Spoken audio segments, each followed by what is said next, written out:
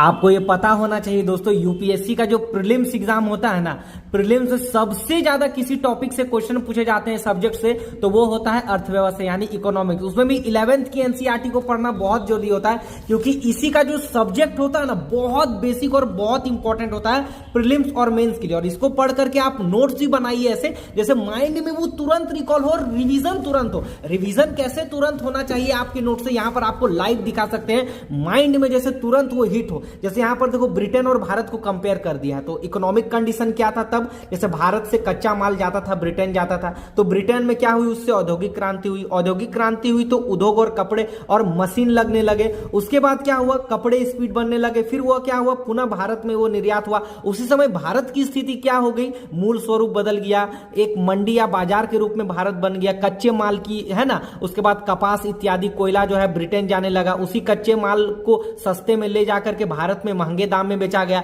और इसी के बाद भारत से जो है क्या किया औपनिवेशिक शासन के दौरान कि इस पे अधिकार हो गया। जब अधिकार हो गया तो राजस्व और पैसा मिलने लगा, राजस्व पैसा मिला तो प्रशासन एवं सेनाएं बनाने लगी, और इसी प्रशासन और सेना से जो है ब्रिटेन ने साम्राज्य और उसका विस्तार किया। तो कितना इंपॉर्टेंट तरीके से इसको लिख करके याद करने का प्रयास किया है ताकि माइंड में वो अच्छा याद हो और मेंस में हम इसको अच्छा से लिख ले और इंटरव्यू में इसको हम अच्छे से बता पाए।